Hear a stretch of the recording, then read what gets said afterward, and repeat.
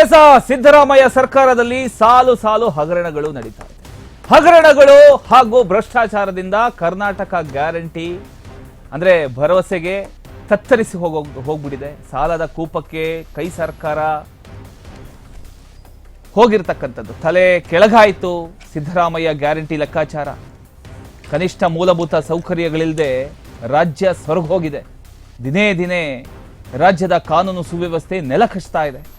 ಪಂಚ ಗ್ಯಾರಂಟಿಗೆ ಖಜಾನೆಯೇ ಖಾಲಿ ಆಗೋಗಿದೆ. ಆಡಳಿತವೇ ಸೈಲೆಂಟ್ ಆಗೋಗಿದೆ.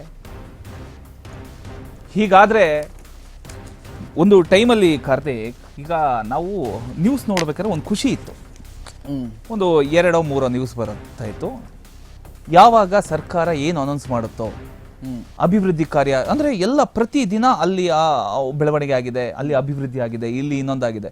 ಇವಾಗ ಪ್ರತಿ ದಿನ ಜನ ಟಿವಿ ಆನ್ ಮಾಡಿದಾಗ ಬರೀ ಭ್ರಷ್ಟಾಚಾರ, ಹಗರಣ, ಅವನು ಕುರ್ಚಿ ಕಿತ್ತಾಟ, ಇನ್ನು ದೆಹಲಿಗೆ ಹೋದ್ರು, ಅಲ್ಲಿ ಹೈಕಮಾಂಡ್ ರಿಕ್ವೆಸ್ಟ್ ಮಾಡ್ಕೊಂಡ್ರು, ಮನವಿ ಮಾಡ್ಕೊಂಡ್ರು, ಕಾಲಿಡ್ಕೊಂಡ್ರು, ಕೈ ಹಿಡ್ಕೊಂಡ್ರು, ಬರೀ ಇದೇ ಆಗಿದೆ.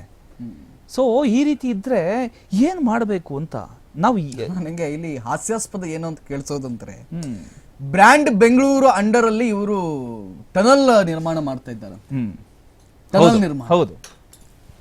2,84,000 ಖಾತೆಗಳು ಬಾಕಿ ಉಳಿದಿವೆ.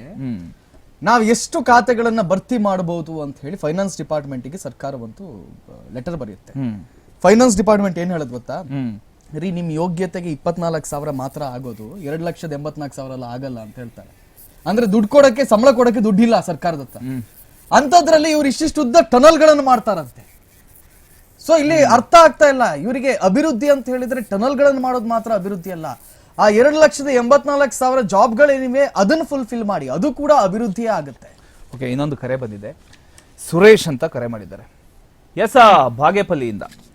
ಸರ್ ನಮಸ್ತೆ. ನಮಸ್ಕಾರ ಸರ್, ನೋಡ್ತಾ ಇದ್ದೀರಾ ಸರ್ ನಮ್ಮ ಕರ್ನಾಟಕ ರಾಜ್ಯದ ಸ್ಥಿತಿಯನ್ನ? ಹೌದೌದು. ಹೇಗಿದೆ ಸರ್? ಯಾವಾಗ್ಲೂ ಚಿಲ್ರೆ ಏನದು? ಯಾವಾಗಲೂ ಏನ್ ಸರ್ ಚಿಲ್ರೆ ಅಂದ್ರೆ ಏನದು? ಸುಮ್ಮನೆ ಬರುತ್ತಾ ಚಿಲ್ರೆಗಳು? ಚಿಲ್ರೆಗಳ ಇರಲ್ಲ.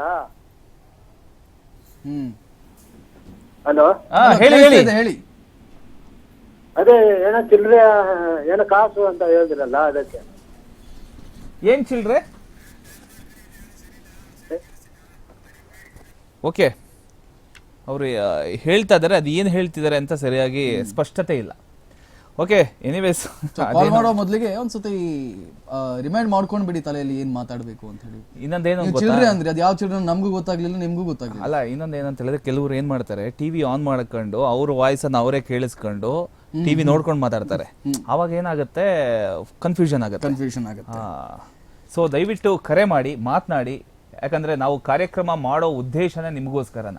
ಅಂದ್ರೆ ನಮ್ಮ ರಾಜ್ಯದ ಜನ ಖುಷಿಯಾಗಿರ್ಬೇಕು, ಸಂತೋಷವಾಗಿರ್ಬೇಕು ಅಂದ್ರೆ ಏನ್ ಮಾಡಬೇಕು, ಸರ್ಕಾರ ಯಾವ ರೀತಿ ಕ್ರಮ ಕೈಗೊಳ್ಳಬೇಕು, ಸರ್ಕಾರ ಯಾವ ರೀತಿ ಇರಬೇಕಾಗತ್ತೆ, ಇದ್ರ ವಿಚಾರವಾಗಿ ನಾವು ಪ್ರತಿದಿನ ಬಡ್ಕೊಳ್ತಾ ಇರ್ತೀವಿ.